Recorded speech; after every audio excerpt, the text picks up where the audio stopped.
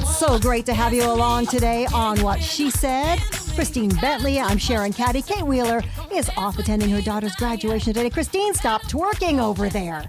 My goodness, she's twerking along to Beyonce here. Oh, I know. I'm just rocking. I mean, it's twerking. Yeah. And if you're going to be twerking, you want to be looking your best. And for some people, you need to boost your best a wee bit. And we have... That would be me. And joining us today, gentleman who knows how to boost your best, cosmetic plastic surgeon Dr. Peter Bray is back. Great to have you back. Thanks for having me. Now, last time we talked about breasts. Yes. Everything to do with breasts. Yes. And we talked even about men's breasts and how to get rid of the men's breasts. They want to get rid of them. And we just want to... We want them to look better than they do right now. Yes, we just want ours to look better. But now we're talking about all the other stuff, body contouring. Yeah. And this is a big deal, right? Oh, huge, yeah. People are more and more realizing that they can make changes that are effective, and that really plays out well for a lot of people. Now, I don't know whether this happens to be a regular ongoing theme or whether perhaps the World Cup being in Brazil has brought this to the forefront, but we keep hearing those words, Brazilian butt lift. Yeah, it's become one of the most popular and rapidly rising procedures, and probably fueled by the visibility of celebrities like Beyonce, Kim Kardashian, Jennifer Lopez. Yeah. And a new realization that curves can be beautiful. So what is a Brazilian butt lift? It's kind of a misnomer. Okay. It's transferring extra fat from one area of the body and moving it to the buttock region to enhance the shape and give the impression of a lifting effect. And it's kind of like the reduce, reuse, recycle process applied to body contouring. So is liposuction involved then because you're pulling fat from somewhere else? That's right. So it can be any place where there happens to be a little extra. Sometimes the tummy, the love handles, the saddlebags, those kind of places. And then strategically relocated to improve the shape and appearance of the backside. Okay, so my concern would be this. Since as we get older, everything seems to droop. What about... Where does it go? What about if you move all that extra that you have everywhere else to your butt and then that droops? That would be a problem. Yes. So this is where your surgeon has to make a careful assessment and make sure that's not going to happen. So it's true, there will be situations where things have, let's say, dropped too much, and simply filling it up with fat is not going to work, and in which case actually lifting the buttocks with a formal surgical buttock lift is the way to go. Is anybody not a candidate? Yeah, there may be people who are simply too thin. Not enough fat available for well, that would not be me. Okay. Phew. Does exercise make a difference? Like when your clients come in, is it recommended that you also exercise to keep the muscle tone going as well? Like, does that help to retain what you build? Right, that's a great thing to do regardless. Yeah. And I'd suggest anyone make good attempts to improve their tone and physique prior to visiting the plastic surgeon. The best role of the plastic surgeon is tuning up and enhancing what's already there. And the better shape someone is to begin with, then, well, the easier my job is going to be. It's funny, though. If you go back to, I'm not going to say how long ago, but when I was a young girl, it was all about thin. But now I can give you an example. My trainer was over. We were doing a session at my house, and my teenage daughter walked by. And my trainer, she looks at my daughter and she goes, "Oh, you have the perfect little butt." And my daughter was mortified. She goes, "What?" And she said, "I said you had a perfect butt." And she said, "No, you said it was little." And girls don't want a little butt anymore. No, and it's true. Body shape preferences change in sort of the same way that fashion preferences change. We remember back to Twiggy at the end of the 70s, who was like a twig, and now it's very different. And as I said before, the whole idea of embracing curves and that shape can be really attractive. And it's not so much about a big backside as it is round. Having a shapely, lifted, and a nicely proportioned one. And firm. And firm. And firm. Well, this is what she said with Christine, Kate, and Sharon on Canada Talk Sirius XM 167. And we are talking to cosmetic plastic surgeon Dr. Peter Bray about all kinds of body contouring things. Yes. Now, you, when we talked a bit about the Brazilian butt lift thing, mentioned that, the removal of fat and everything. I remember when liposuction was first all the rage, the new thing. Is it as big as it was, and has it changed any over the years? It is big, and it's still one of the top 3 most popular cosmetic procedures, but it's changed, and I'd say improved dramatically in terms of, simply safety, but also effectiveness. Surgeons are much better now at preventing some of the problems of older types of liposuction, like contour problems and things like that. And there's more sophisticated technology using forms of energy along with suctioning fat. What does that mean, using forms of energy? Energy like ultrasonic or radio frequency. The whole goal there is to make the fat removal process easier and less traumatic, but also to enhance tightening of the skin. Because skin behaves almost like a balloon. If you take too much of the volume out of it, it can get wrinkled. Ask anyone that's had a baby. Exactly. It's exactly like And having is that a baby. is that what was the problem at the beginning? They just took the fat out and then it when it started, really was I meant. quite simply a matter of removing fat, and it was a lot more coarse, I'll say, with less finesse than's usually done now. And other changes to the process have made it safer, faster recovery, less discomfort. So big improvements. Is liposuction ideally, is it a one-time deal, or is this something that you have to once in a while either adjust, maintain, or do anything else with?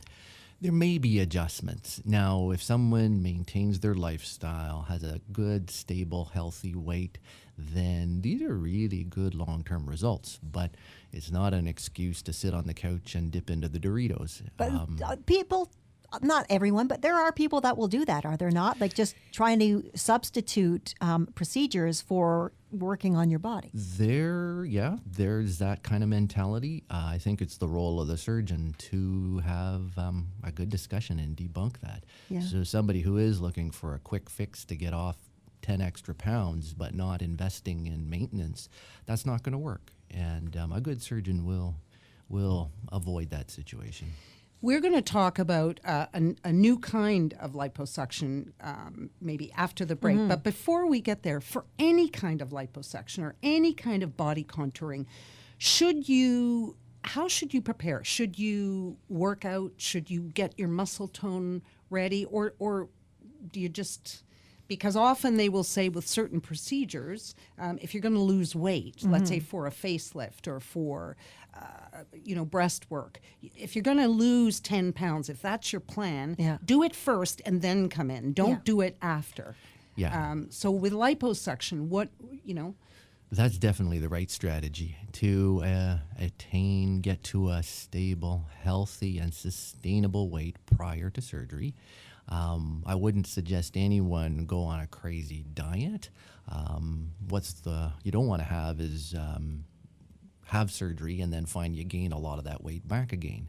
But the better the person's shape, lifestyle, and ability to maintain it, then the more successful the outcomes will be.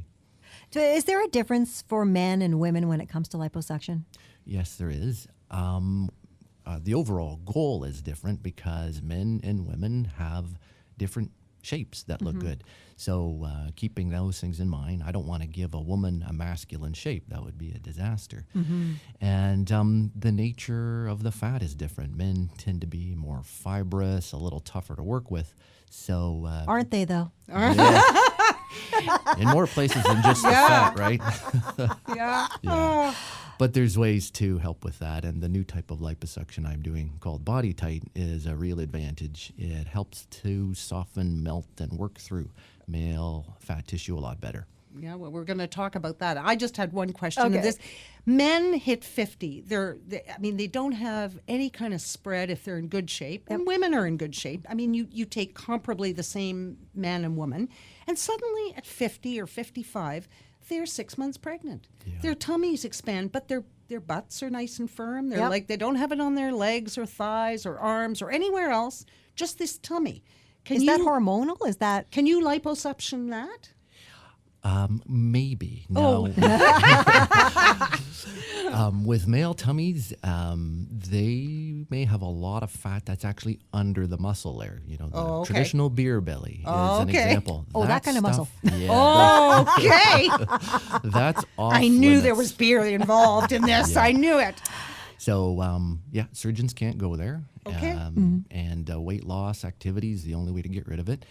And hormones are a big factor. They change over time with both men and with women, and bodies change too. There you go. Well, we're going to talk more about changing the body with Dr. Peter Bray, cosmetic plastic surgeon. When we come back, we'll talk more about that new BodyTite liposuction procedure, how it's different and what it could do for you. All that coming up when we return on What She Said on Sirius XM, channel 167, Canada Talks. I'm Sharon Caddy with Christine Bentley. Kate Wheeler off today. We are in studio with Dr. Peter Bray, a cosmetic plastic surgeon. First question is, do you play music when you're operating? Absolutely. Oh, great. Absolutely. That's awesome. Well, maybe, do you, like, I'm just looking at this here. This is a good lead into this because Pink is on the cover of Who magazine and naked. It's very artistically naked and says, I'd rather be strong than bony. She's got a great shape. Like, she's in wonderful shape. She's not bone thin. She looks fantastic. This has kind of got to be the ideal, like, to look healthy, strong, fit. Yeah, a fit person who's well-toned, in good shape is not going to look thin as a rail. And I agree. She's got great proportions, but obviously in good shape, good muscle development. So all that's works really well. And she has a great attitude, too, because she said she grew up thinking, am I fast enough? How can I use my body? As opposed to, Am I thin enough? Am I thin enough? Do I look, do I look the way other people think I should look? Yeah. So she has a really healthy attitude and relationship with her body, which is great. But it seems that more and I more, we'll work on you. But it seems that clients, though, are coming and looking, are they tending to look for a healthier shape now than they were, let's say, even 10, 15 years ago? Yeah, I think so. And more people embracing different body shapes. And what I think is ideal, if they are looking for something that suits their frame, their natural proportions well, what's not going to be easy if someone has a voluptuous type of shape and then wants to look really Like Twiggy. Yeah, that's not going to work well. So there's very much less people wanting to look like the thin as a rail, super athletic, and straight and narrow type of body shape. But if they want to get rid of some bits and bobs, as I call And who them, doesn't? and who doesn't, why don't you explain this new thing that you pioneered, or you're one of the first to use here, which is called BodyTite liposuction, which I had never heard of before. Yeah, it's been in Canada now for just over 3 years. I've been using it pretty much since the beginning. And like liposuction, it allows me to remove excess fat, but does a much better job of tightening skin at the same time. And that can be an important thing. What you don't want after liposuction is empty folds of Saggy, skin. yeah. Sagging and ripples and waves and those sorts of things. The way BodyTite works is by using radio frequency energy. It's extremely safe, and it uses that under the skin while I'm removing the fat, and the energy encourages the skin to tighten. So how much tighter is it? 30 or even 40% Wow. more tightening. That's remarkable, actually. That is. Yeah. That is. That would be a deal breaker for some people. Oh, sure. Absolutely. Yeah, people who their skin isn't the best to begin with, they can really benefit from that extra tightening. Regular traditional liposuction, you might get 10% on a good day. So it's a big improvement. You know, with any procedure, one thing that frightens me is pain. Is there much or a lot of pain if you go and have a procedure like this? No, I would not expect anyone to have severe or excruciating pain at all. Good. Aching, maybe some soreness. Many people do well just with Advil or Tylenol. Sometimes something stronger like a Tylenol 3 if it's a large area, but very manageable. People are up on their feet. They're walking around the day of the surgery, but taking it easy. Yeah. So is the downtime shorter? It is, yeah. With BodyTite, because of the energy, there's less bruising, less swelling, and that makes the recovery process easier. I've had a number of people who've had both regular liposuction in the past and then BodyTite now, and almost always they say that the BodyTite was easier and faster recovery. So what is the process after you're done? What do you have to do? Are you bandaged? How much downtime is there? Sure. Are you taking 2 weeks off work or no? No. Most people would take something like a long weekend, provided they're not doing heavy physical activity or climbing ladders and stuff like that. Wearing a compression garment, so that's like a tight bodysuit that you can wear underneath. Spanx? Yep. Or like Lululemons. Yeah. And you have to expect to wear that for about 4 weeks after, but it's under your regular clothing and very manageable. Oh dear, Sharon, this means it's a winter procedure. Yeah, I think, yeah. For some people, that's absolutely true. But this time of year, I have a lot of seasonal workers, popular for teachers, coming in that for makes their sense. tummy Yeah, tucks no, that and does mommy make sense. I'm makeovers. just saying that Yeah. we wouldn't be ready for the bathing suit. No. No. Right away. No. But you'd be away for that winter vacation when you go somewhere. Yeah. That works out well So, for Dr. lots. Bray, what are some typical areas for women to have liposuction? The big three would be tummy, hips and thighs, or those dreaded saddlebags, Yep. and love handles. And what about the wing bats? Bat wings. Bat The wings. wing bats. You're a wing bat. I'm a wing bat. I'm a dingbat. Yeah, a real troublesome spot, that fold of loose skin on the backside of the arm. And BodyTite is a good option for mild to moderate situations. For anything that's really severe, like if someone's lost a whole lot of weight, Yeah. then I actually have to remove that by cutting it away.